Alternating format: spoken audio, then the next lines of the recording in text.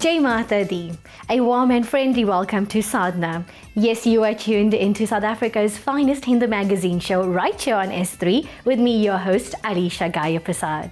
This week on Sadhana, we sit in conversation with Sabina Bessar from the Sanathan Dharma Sabha of South Africa to learn about the organization and Navarathri.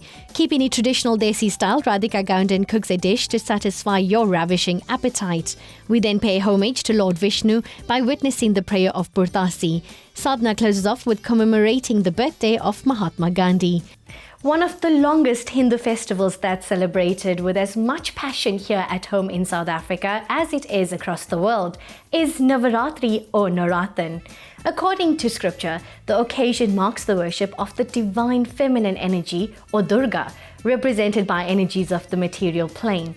Before we go deeper into this, I would like to welcome a special guest to our show, the first female president of the Sri Sanathan Dharma Sabha of South Africa, Sabina Besesar. Namaste Sabina ji. Welcome to Sadhana. Thank you for joining us today. Namaste, dear. Thank you very much for this opportunity, and I'm very humbled to be here this morning. Please provide our viewers with an introduction of yourself. Well, I'm Sabina Besesar. Firstly, I'm an executive member of the South African Hindu Mahasabha for at least 5 years now.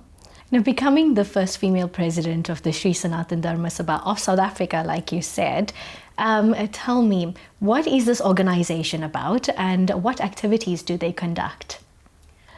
Well, this organization is already 80 years old. And the organization is about propagation of our Dharma, which we do to our affiliates and the greater community.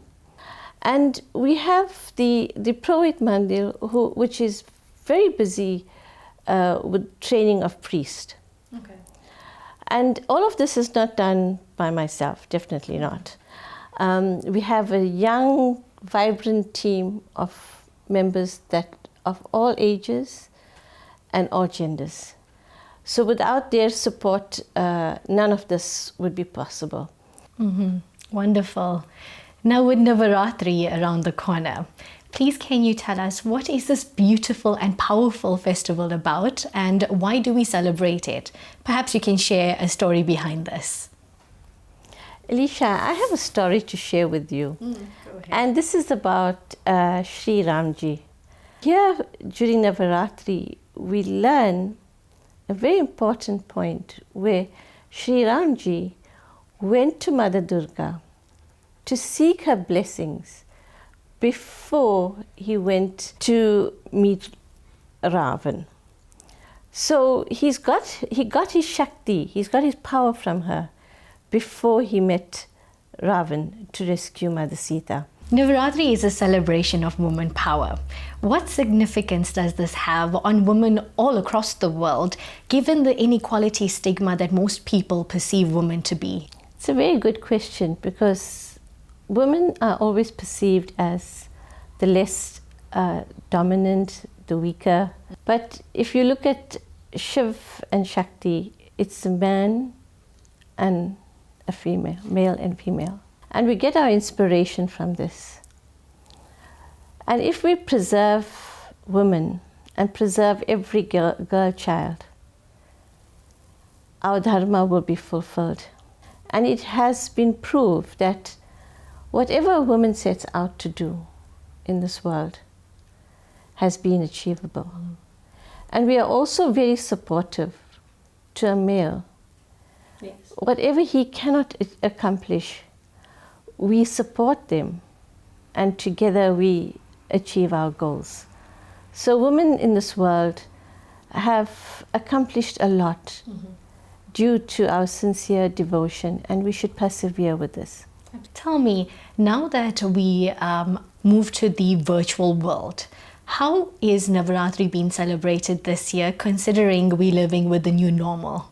Well, the virtual world, because of our pandemic and our various other challenges that we've experienced, has brought us back to home and appreciate our homes more, our close families more. But what it has done for Navarathri and satsang as a whole, it created a greater community. Because you would find we have lots of online satsangs being held, and the Shree Sanathan Dharma Sabha has also facilitated quite a few satsangs, and our affiliates as well, which has been remarkable.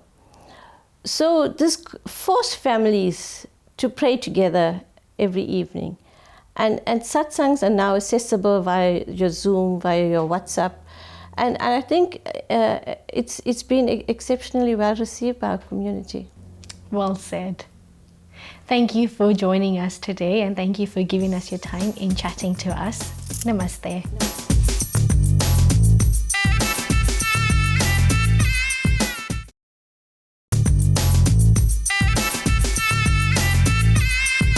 Welcome back to Sadhana. It's that time of the show where we bring happiness to your tummy, and Radhika Gounden knows just how to do that with her recipe on a delicious Tikka Paneer. Relish and enjoy.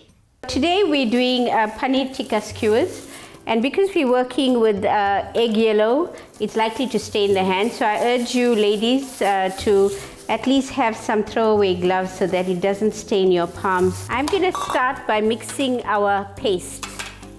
You're going to add a little bit of egg yellow powder, and although you're using your tikka masala, the egg yellow will stain the paneer very nicely. And an important ingredient for any tikka preparations is to have a bit of mustard oil. Not only for color, but I think the taste is a little bit different. Yogurt is the thing that binds everything together and creates a lovely paste for us. So you want to add a nice generous helping of yogurt. For the paste to stay onto the skewers, you need a nice full fat yogurt. So keep that in mind when you're preparing this dish at home. I'm a big fan of the crushed chili, as you can see, so go ahead as per your taste. So we're going to mix that up nicely into a nice beautiful paste.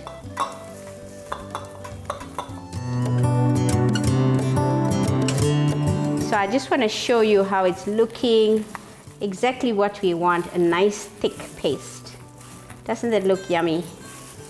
So this actually will be your go-to paste for anything that you're making a tikka with. And over and above paneer, there's many other variations of the skewer dish that you can use. It goes very well with mushroom as well. So now that we have our paste ready, I'm going to add a little bit of more oil here to make it a little bit runny so it becomes easy to coat your paneer with.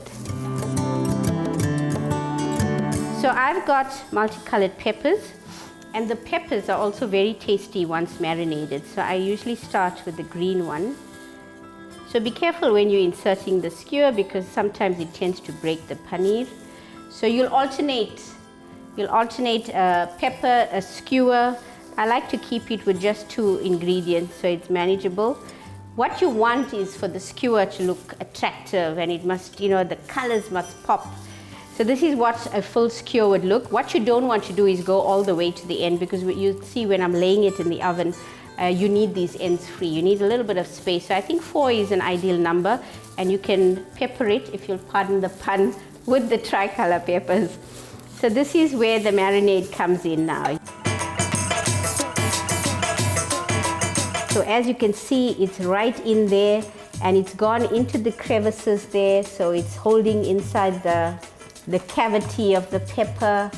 Oh my word, if you could be near here, you'd be salivating even without it being cooked. So there you have it, our 1 skewer done, and as you can see, easy to hold. That didn't take me long. Quick paste skewer, and it's ready for the oven.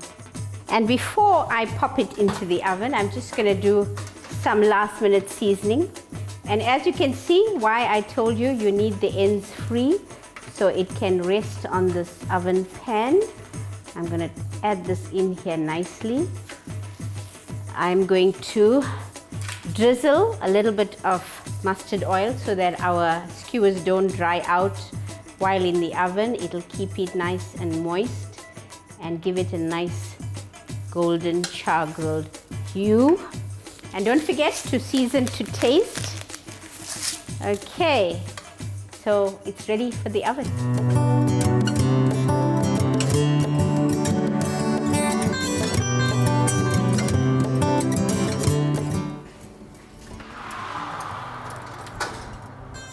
As you can see, our fiery red looking amazing paneer tikka skewers, and it took all of just 20 minutes. A quick meal, a satisfying meal, and a feast for the eyes. I'm serving this with a little bit of green chutney, and as you can see, it's a visual feast already. I can't wait to tuck in.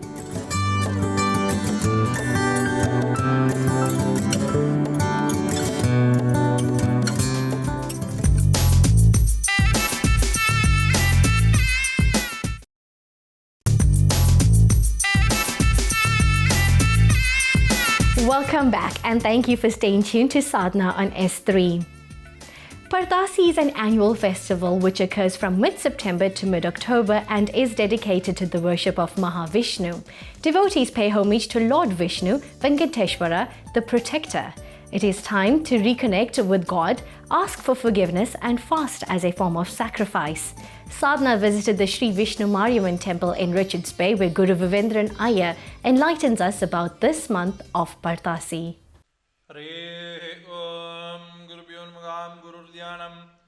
Guru Brahma, Guru Vishnu, Guru Deva, Maestra, Guru Sashat Param Brahma, Dasme Sri Guru Namam Bande, Guru Pada, Tundovam, Gocharam, Rakta Sukla, Prabhami, Sramadargyam, Drabrumaga, Magya. Purtassi itself is a very auspicious month within the Tamil calendar. Purtassi comes as the 6th month in our Tamil calendar, as our first month starts in the month of April. Purtassi in the South Indian culture or tradition, I'd rather say, it is dedicated to Lord Venkateshwara, which is Mahavishnu.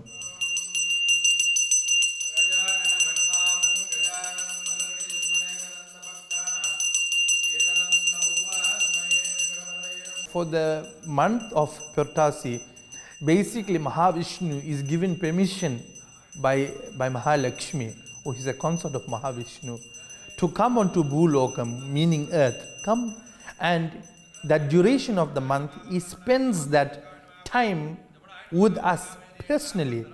So when Narayana or Mahavishnu, Venkateshwara comes to our home, we have to host him for that month.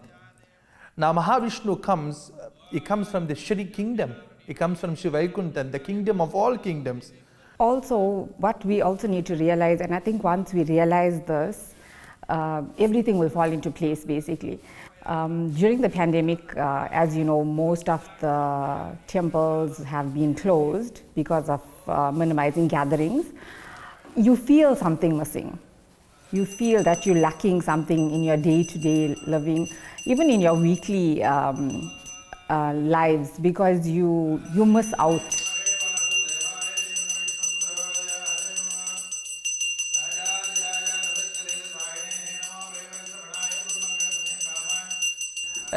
Within the month of Purtassi, there are a lot of prayer rituals that are conducted, such as Vishnu Sahasranamam, the reading of the Veera Bhoga Vasantaraya Saritam, which is something that is also very unique to South Africa, as the Veera Bhoga Vasantaraya Saritam, it gives prediction of what would happen coming to the end of Kali Yuga, this age that we are currently living in.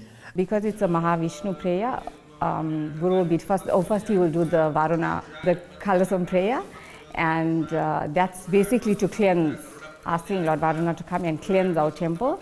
Like you said, we need to sanctify and make sure that everything is clean. Then Guru will do the Vishnu and Mahalakshmi Kalasam Puja, and then we will do the Homam, which is the Havan.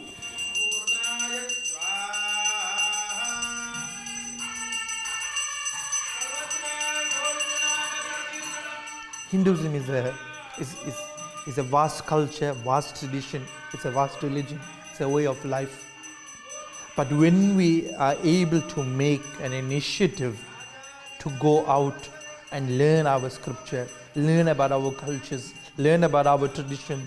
Our Agama Shastras, which is our scriptures that we follow, it was just not written by, it was written by Veda Vyasa himself, which was Mahavishnu in the form of Guru himself. So let's all, as Hindus belonging to this great banner of Sanatana Dharma, make this initiative to support our local temples, support our gurus, and be able to spread Hinduism, Sanatana Dharma on a different level altogether.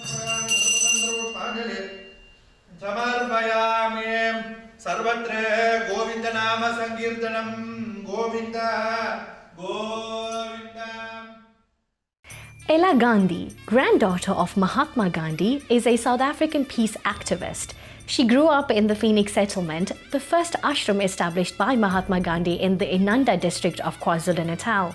Today she speaks to us about India's father of the nation, Mohandas Karamchand Gandhi, as we commemorate his birthday. I was born in South Africa and lived here on Phoenix settlement and lived here for almost 40 years of my life here. He formed the Natal Indian Congress in 1894, and that was just about 34 years after the Indian people, in 1860 arrived in the country. And therefore the Congress at that time looked at the issues of the Indian community, human rights violations and so on, particularly as pertaining to the Indian community. And that was because, you couldn't just come into a country and impose your leadership onto the people in that country. As I'm still sitting here, I'm sitting in the holy ground of Mahatma Gandhi because he spent 21 years in South Africa, not only representing Indians, but his philosophy was admired by Ubaba Nelson Mandela, not John Dube, the founder of the ANC.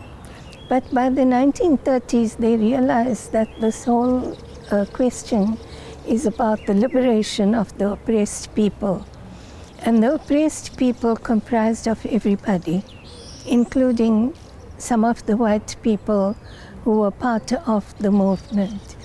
And so there was a broad-based unity amongst the people.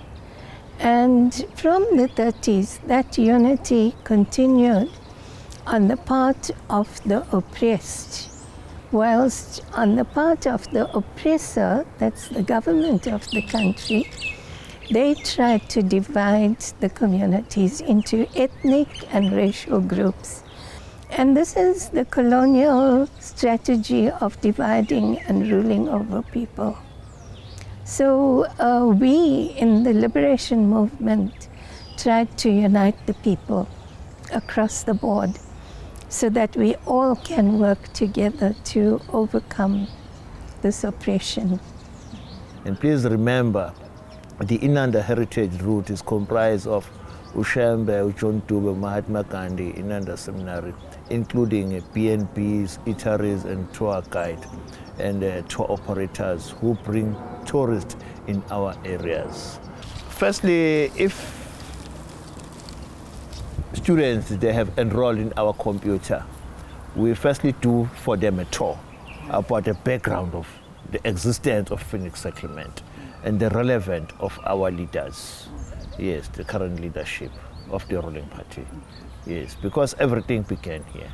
Satyagraha is, Satya means truth, and Agraha means, the force of truth. So it's the force of truth or the pursuit of truth, or he also described it as soul force because he saw the soul in your body that really, teaches you. The soul is the God in you, and that's in every individual. So when you see, the soul in the other person, you see God in the other person. And this is what Satyagraha is talking about. So it's a way of life It's how you perceive the world. And when you perceive the world in those respects, firstly, to see God in every individual, in all God's creation, whether it's animal, nature, everything has God within it. And when you see the world like that, you won't harm it. The most important thing is the foundation, because that house is a replica. So the past came later. It just show people this is Gandhi, but more important thing is the information in the house. Yeah. So they come here in numbers to take photographs in front of the past, and then there's some more information there written on the plaque of the past. So non-violence is about transforming people. It's not just about absence of violence, but you do the things in order to change the people's attitude. So you have a protest. It's not non-violent, it's not hateful, you're not condemning anybody. You are condemning the act. So you're separating the person from the act. What you did is wrong, but not you. You can change. Yeah, we must build some strong bond between two communities. Let us do away with racism, because this place is not about Indians alone. It's the first non-racial settlement. It represents all race group. Yes, it represents all race group.